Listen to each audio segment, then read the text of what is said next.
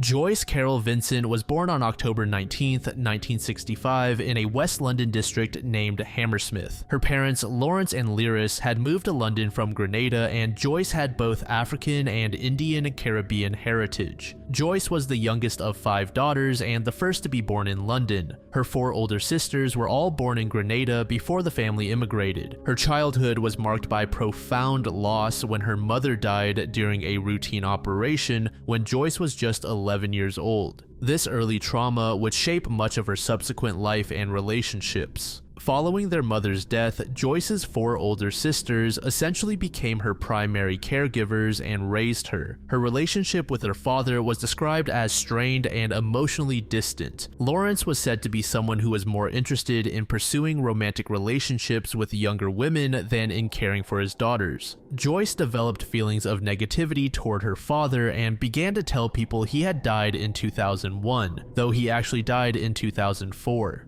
Joyce attended Melcombe Primary School and later Fulham Gilead School for Girls, but she left school at age 16 without any qualifications. Despite this, she was described by those who knew her as bright, articulate, and ambitious. Nevertheless, she managed to build what appeared to be a successful career trajectory in finance. In 1985, at age 20, she began working as a secretary at Overseas Containers Limited in the City of London. She subsequently worked at C. Ito and Law Debenture before securing a position at Ernst & Young, one of the world's largest and most prestigious accounting firms. At Ernst & Young, Joyce worked in the Treasury Department for 4 years and was regarded as a hard worker. She also had aspirations toward a music career and possessed genuine singing talent. Additionally, it was said that she had built a wide circle of friends with connections in the music industry. Through various connections, particularly through dating producer Alistair Abrahams in the late 1980s, Joyce had remarkable access to the entertainment world. She met and interacted with numerous celebrities, including soul legends Ben E. King and Betty Wright, Stevie Wonder, Isaac Hayes, and more.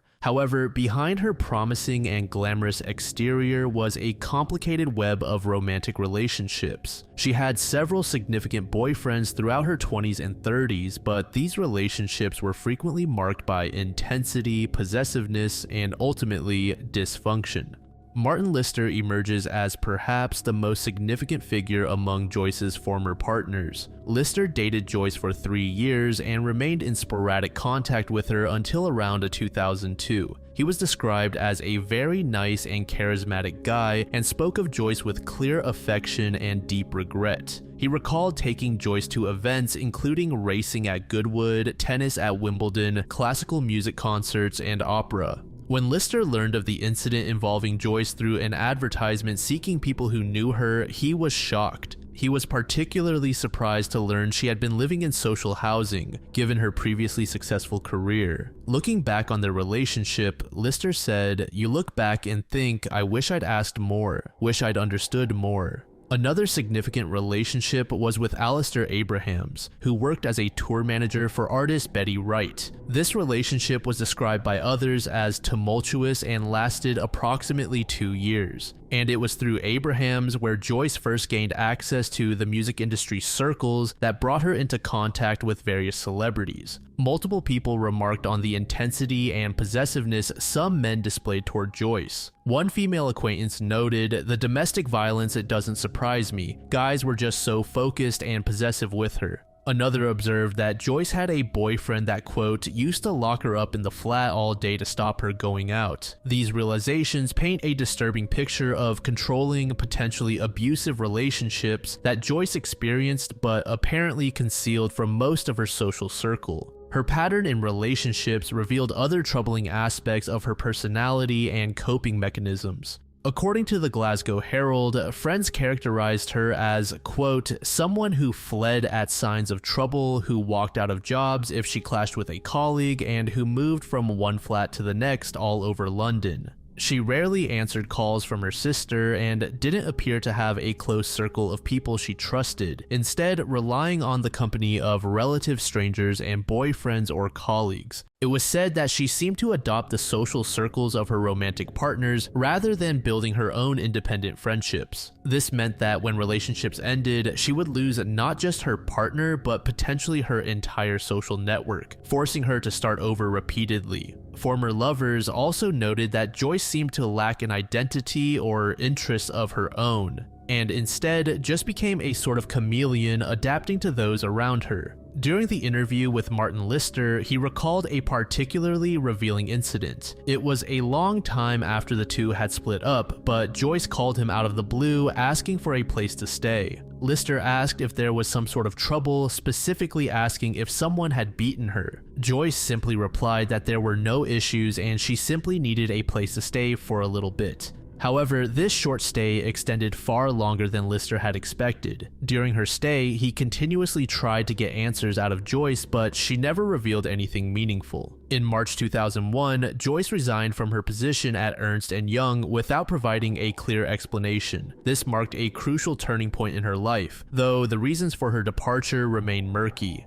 Colleagues offered conflicting accounts of what happened. Some said she was traveling to Asia with a group of 20 people. Others claimed she had been headhunted for another prestigious job elsewhere. None of these stories proved to be true. One acquaintance recalled seeing Joyce alone on a park bench during the daytime when she would have otherwise been at work. The woman reported that Joyce's appearance looked nothing like what people remembered of her well-groomed professional self. When asked what was happening, she was cryptic about why she was there and where she was going. Another person mentioned that Joyce left Ernst & Young with no notice, and that whatever happened, it was not a gentle or mutual parting. These fragments suggest that something significant and potentially traumatic occurred that led to Joyce's sudden exit from her successful career, but the specific details have never been uncovered. Following her departure from Ernst & Young, Joyce's life took a dramatic and troubling turn. Shortly after leaving her job, she spent time in a domestic abuse shelter in a borough in North London called Haringey. While staying in this refuge, she worked as a cleaner in a budget hotel, which is obviously a stark contrast to her previous position. The circumstances that led her to a shelter remain largely unknown, which is one of the most frustrating aspects of this case. A source involved in the investigation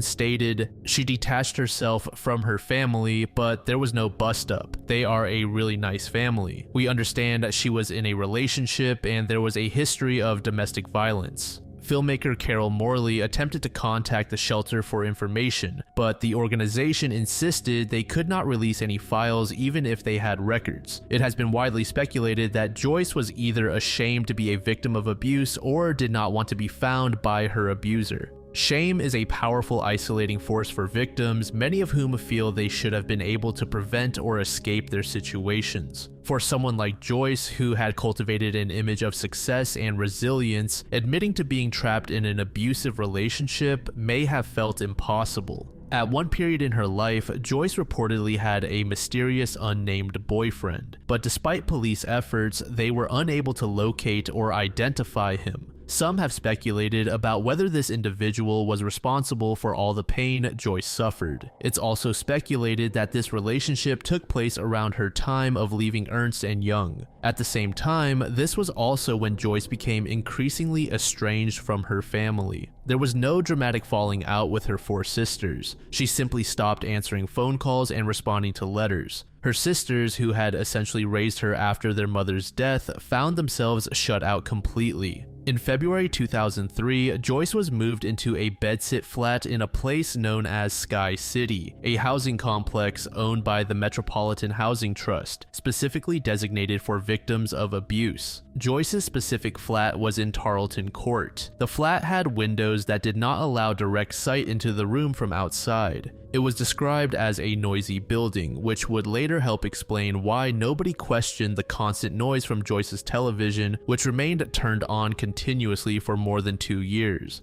Additionally, Sky City was known as a place where neighbors did not interact much with each other, possibly because residents knew it housed troubled victims and therefore respected each other's privacy and desire for anonymity. On November 2003, Joyce was hospitalized at North Middlesex Hospital for 2 days after vomiting blood. She was diagnosed with a peptic ulcer, a painful erosion in the lining of the stomach or small intestine, often associated with stress. And on the hospital admission form, there was a detail that speaks volumes about the isolation she was in. When asked to list her next of kin, she wrote down her bank manager. This single fact is perhaps one of the most heartbreaking details of Joyce's story. She had 4 sisters who had raised her. She had former boyfriends who still cared about her. She had worked with numerous colleagues over the years. Yet when faced with such a standard question of who should be contacted in an emergency, Joyce could not or would not name a single family member or friend.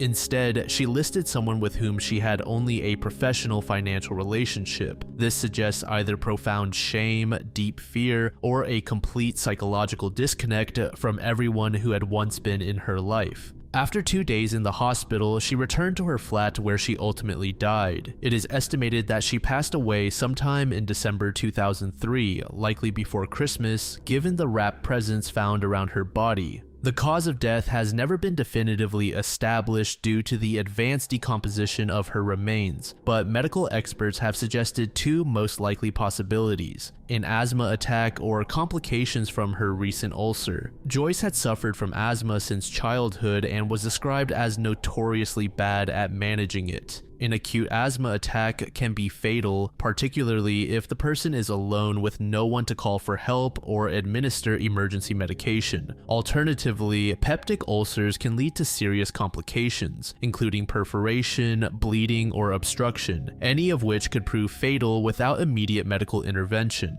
The most disturbing and perplexing aspect of the case is not the death itself, but the fact that Joyce remained undiscovered for more than 2 years. Multiple systemic failures and coincidental factors combined to create what could be called a perfect storm of tragic circumstances that allowed a human being to decompose in her apartment while the world continued around her. One crucial factor was that the rent and utilities continued to be paid automatically through a combination of benefits agencies and direct debit arrangements. Additionally, the heating and electricity bills continued to be paid through automatic debit payments from her bank account. Combined with what was described as debt forgiveness policies, the utility companies never disconnected services despite the television and heating running continuously for over 2 years. This meant there was no intervention from utility companies that might have otherwise triggered an investigation. It was only when unpaid rent arrears accumulated to about £2,400 that the Metropolitan Housing Trust finally decided to take action to repossess the property. Lynn Featherstone, who was the Member of Parliament for the area and later appeared in a documentary on the topic, noted that the Housing Trust was usually quick in pursuing rent arrears, sometimes going for eviction after just 3 months. The question of why they waited so extraordinarily long in Joyce's case has never been satisfactorily answered. Neighbors had assumed Joyce's flat was unoccupied. The odor of decomposing human tissue was attributed to nearby waste bins that served the shopping center below. Before recent improvements to the building, residents reported that trash management had been a significant problem, with open bins, flies, mice, and garbage just piling up.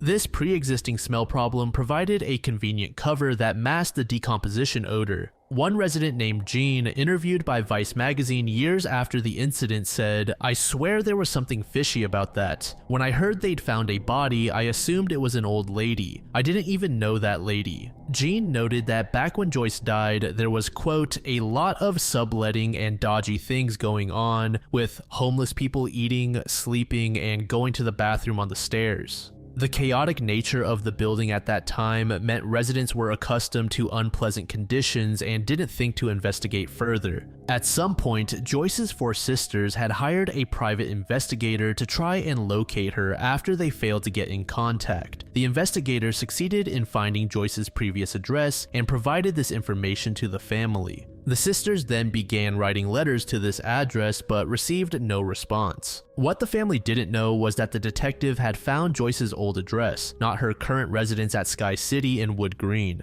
After receiving no replies despite multiple attempts, Joyce's sisters came to the painful conclusion that their sister had deliberately severed all ties with them and did not want to be found. Respecting what they believed to be her wishes, they did not push further or attempt to visit the address as they assumed she wanted to be left alone. The sisters also contacted the Salvation Army, an organization known for helping locate missing persons, but these efforts also proved unsuccessful. When police later notified Joyce's sisters of her death and the circumstances surrounding it, they were shocked and devastated. Police wanted to question them about how they hadn't noticed she was gone, but the sisters explained their attempts to find her and their ultimate decision to respect what they thought were her boundaries. As for the actual discovery, it occurred on January 25th, 2006, when bailiffs from the Housing Trust forced entry into Joyce's flat as previously mentioned. What they found inside was Joyce's body lying on her back on the floor next to a shopping bag. Her remains were described by the pathologist as mostly skeletal. She was surrounded by Christmas presents that she had been in the process of wrapping. The presents were never labeled, and to this day, no one knows who the intended recipients were.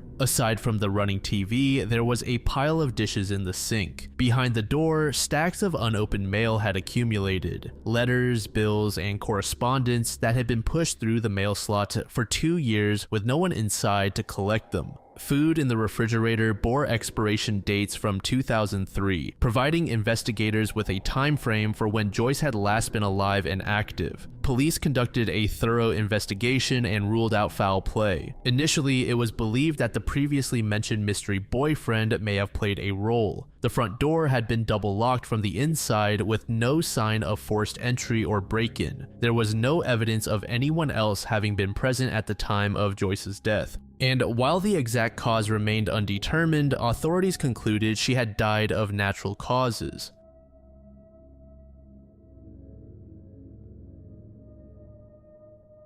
Fernanda Correa was born on September 9, 1996 and lived in the Conchali commune of Santiago, Chile. At just 21 years old, she was expecting her first child with her partner, Luis Pedersen, and was 7 months into her pregnancy when she disappeared. She lived on Pontiagudo Street with her mother, Paola, in a modest working-class area. The neighborhood was tight-knit, with residents knowing one another through years of proximity. Among these neighbors was Felipe Rojas, a man Fernanda had known for approximately 10 years. Saturday, February 10th, 2018 was another immensely hot day in Santiago. The area's homes, many lacking air conditioning, offered little protection from the heat that seemed to radiate from every surface. Nevertheless, neighbors retreated indoors during the hottest hours, emerging only in the relative cool of the evening when the temperature finally became bearable. Children played in whatever shade they could find, and those fortunate enough to have fans or coolers made use of them.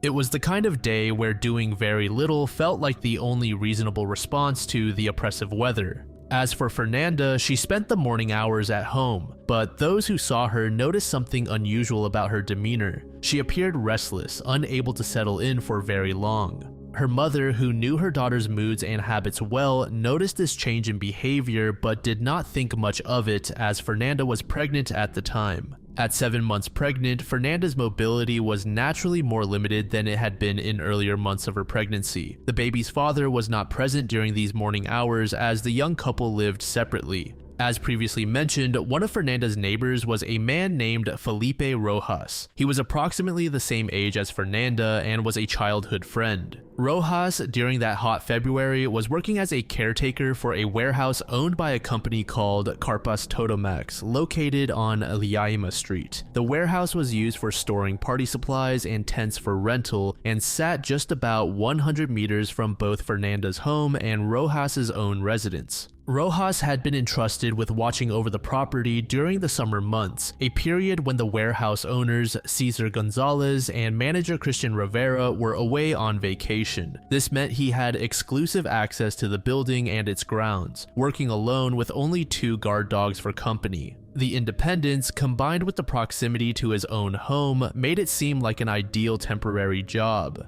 One day, Fernanda sent Rojas a message at exactly 4:48 p.m. on WhatsApp. The message roughly translates to "What's going on?" Rojas, who was at the warehouse working, responded later at 4:54 p.m. His reply was equally brief and said something to the extent of "about what?" At 5:21 p.m., Rojas re-engaged the conversation, asking Fernanda if she had a smoking jacket and whether it fit her. 1 minute later, Fernanda responded with, "No, I'm going there with my dog," alluding to visiting Rojas at the warehouse. Rather than continuing the text conversation, Rojas immediately called Fernanda by phone. The content of that phone call was not preserved in records, but he told Fernanda not to bring the dog to the warehouse. He stated that the 2 guard dogs with him might attack and ultimately hurt her dog. She then agreed to come to the warehouse alone without her dog.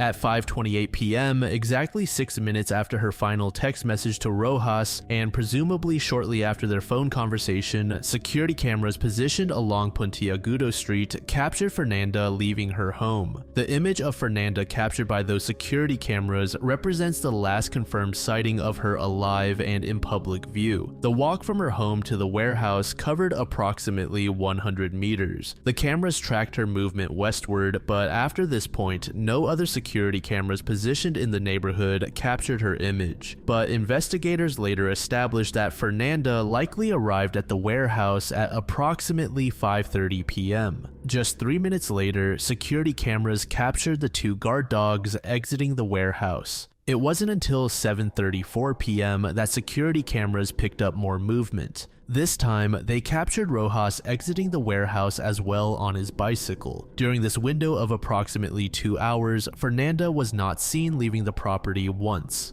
It turned out that instead of entering a place that Fernanda thought to be safe, she was actually attacked by her very own friend. According to the prosecution's case, which was ultimately accepted by the trial court, Rojas was alone in the warehouse when Fernanda arrived around 5:30. He then pounced on Fernanda from behind, knocking her to the floor. The pregnant woman attempted to free herself, but needless to say, she simply did not have the strength to overpower a full-grown man. Once it was clear that Fernanda had no more energy to resist, Rojas her. Of course, this crime is absolutely terrible, but the fact that she was pregnant made it all the more horrendous. After the assault, Rojas proceeded to murder Fernanda. Forensic pathologists would later identify the cause of death as strangulation by a device similar to a cord or tie. And as if things were not already tragic enough, the crime would be hidden from the public for some time. Following the murder on February 10,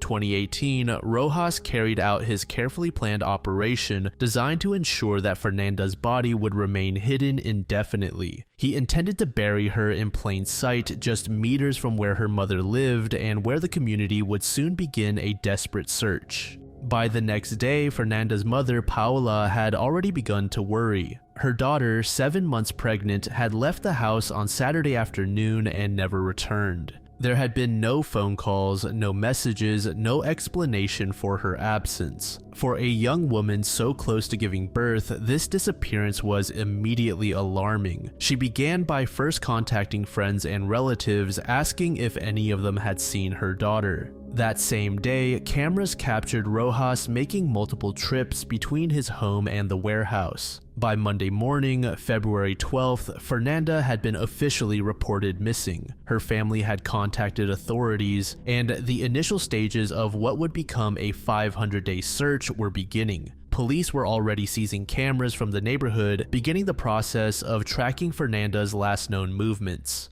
Unknown to investigators at this early stage, the man responsible for her disappearance was about to make a series of purchases that would later provide crucial evidence of his guilt. Rojas understood that time was of the essence. Decomposition in summer heat proceeds rapidly, and with it comes the unmistakable odor of death. What he needed was quicklime, a chemical compound that has been used for centuries to accelerate the initial phase of decomposition and, critically, to mask the odors associated with decaying flesh. At approximately 9:13 a.m. on Monday, February 12th, Rojas entered a hardware store located in the Independencia neighborhood of Santiago. There, he purchased one 25-kilogram sack of quicklime for approximately $3.50. At 10:17 a.m., cameras positioned along the streets between the hardware store and the warehouse captured Rojas riding his bicycle back. The footage shows him carrying what investigators later described as a bulky package on his bicycle handlebars.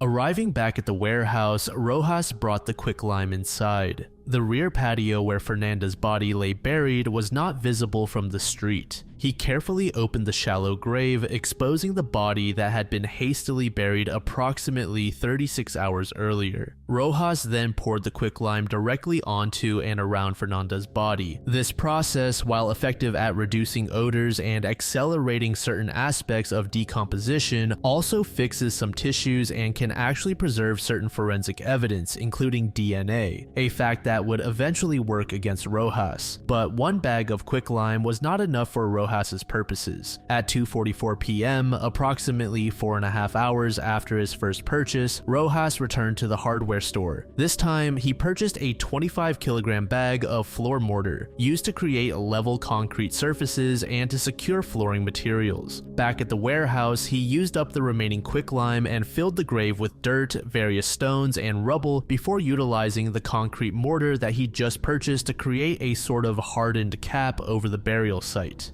The concrete slab, while effective, was still potentially noticeable to anyone who carefully examined the warehouse patio. To combat this, Rojas gathered various pieces of junk equipment, rubble, and more to position over and around the grave. Once the site was satisfactory, he commenced the second part of his plan to avoid detection. Rather than fleeing, he inserted himself directly into the search efforts and positioned himself as a concerned friend and neighbor. Just 3 days after murdering Fernanda, he was captured on security cameras walking through the neighborhood, deliberately staring directly into the lenses of surveillance cameras that had recorded his movements on the day of the crime. This behavior suggested he was checking which cameras might have captured incriminating footage. When Louise Pedersen, Fernanda's partner, broke down in tears during a television interview shortly after her disappearance, footage shows Rojas approaching him and holding his arm as he attempted to comfort him. The image of the murderer consoling the victim's grieving boyfriend became one of the most haunting visuals of the case when it was later publicized.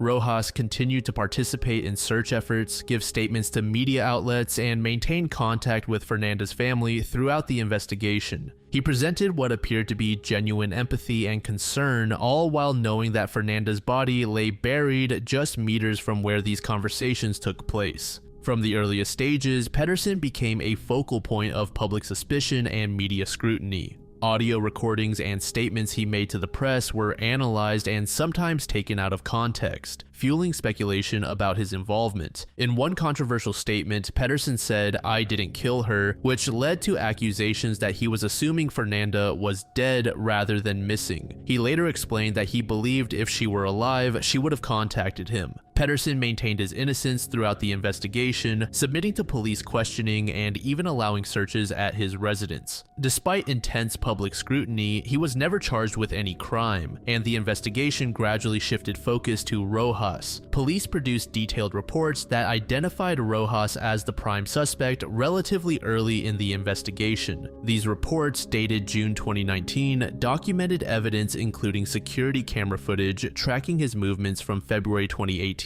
The reports contained purchase records from the hardware store showing the purchase of quicklime and cement. They also documented inconsistencies in Rojas's statements to investigators and realized that Fernanda never exited the warehouse. Despite this evidence, authorities could not arrest Rojas without locating a body. Chilean law required the body of the victim to pursue homicide charges. This legal requirement meant that even though Rojas was the obvious suspect, he remained free for over a year. The property where Fernanda was killed was searched at least 5 or 6 times between February 2018 and June 2019, but each operation failed to locate the remains. The quicklime Rojas had used to cover the body successfully masked the decomposition odors that would have alerted cadaver dogs, and the concrete slab and massive piles of construction debris further concealed the burial site. The breakthrough in the case came through the testimony of Rojas's ex-girlfriend identified in court documents by the initials NHZ. This woman became the most critical witness in the entire investigation, and her testimony ultimately led to the discovery of Fernanda's body.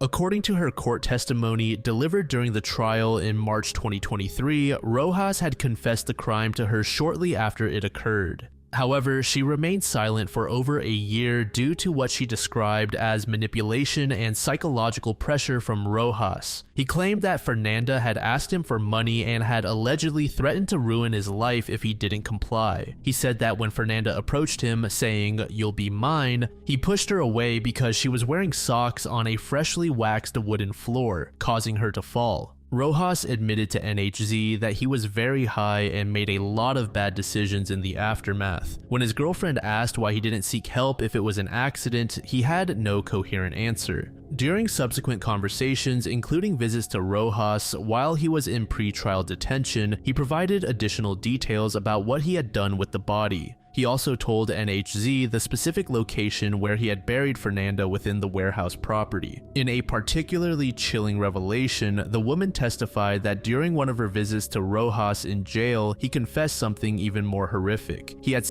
assaulted Fernanda's corpse after killing her. This confession added another layer of depravity to an already monstrous crime. By June 2019, after months of watching Fernanda's family suffer without answers and witnessing the media circus surrounding the case, NHZ made the decision to cooperate with investigators. During her fourth official statement to authorities, she provided specific information about the burial location that previous searches had missed. On June 23, 2019, investigators returned to Rojas's warehouse for what would be the 6th or 7th excavation attempt. This time, armed with specific information from NHZ, they focused on a particular corner of the rear patio. After nearly 3 hours of work, they removed mountains of refuse and found what they were looking for. Approximately 70 centimeters beneath the surface, covered with quicklime and buried under a concrete slab, investigators uncovered human remains in a fetal position. The body was wrapped in fabric and surrounded by the caustic lime that had partially destroyed soft tissue. A press conference was held later that evening to announce the discovery. Officials confirmed that while formal identification awaited forensic analysis, the family had recognized distinctive tattoos on the body. Additionally, the clothing matched what Fernanda had been wearing on the date she disappeared. Most heartbreakingly, the fetus remained in Fernanda's womb. The unborn child had been preserved alongside her mother for over 16 months. At 11:10 p.m. on June 24th, approximately 24 hours after the body was discovered, Rojas was arrested at the Dos Caracoles shopping center in Providencia, Santiago. Security footage from the shopping center showed him appearing calm as he was approached by officers. Rojas was accompanied by his brother, who had informed him that police were coming to arrest him. According to investigative sources, Rojas had exhibited signs that he knew his arrest was imminent. He had been monitoring the investigation's progress and was aware that NHZ had cooperated with authorities. He surrendered without resistance and was taken into custody, where he would remain throughout the pre-trial detention period and subsequent trial. Nearly 5 years after the murder, the case finally went to trial. The proceedings began on March 3, 2023 and extended for 36 days, concluding in April. Rojas faced 4 criminal charges and was found guilty on 2 of them, those being with homicide and abortion. He was found not guilty of illegal burial or theft, which was also subsumed into post-crime concealment. On April 24, 2023, the court reconvened for the sentencing hearing. The judges delivered the harshest sentence available under Chilean law. Rojas must serve 40 years in prison before becoming eligible to request any benefits, parole, or sentence reductions. He is permanently stripped of voting rights and the ability to hold public office. Given that Rojas was 26 years old at the time of the crime and 31 at sentencing, he will be approximately 71 years old before becoming eligible for release consideration. In the written sentencing decision, the judges noted that Rojas's betrayal was particularly egregious because he had murdered his friend and neighbor, someone he conversed with daily, and buried her just meters from his own home. The court emphasized that he had violated and killed Fernanda while she was carrying a viable child, compounding the gravity of his crimes. Paula, Fernanda's mother, expressed bittersweet satisfaction with the verdict, stating, "I feel like I'm one step away from doing justice for her. I'm happy, although it sounds crazy to say it. I feel that my daughter smiles at me from heaven and thanks me, and that fills my heart."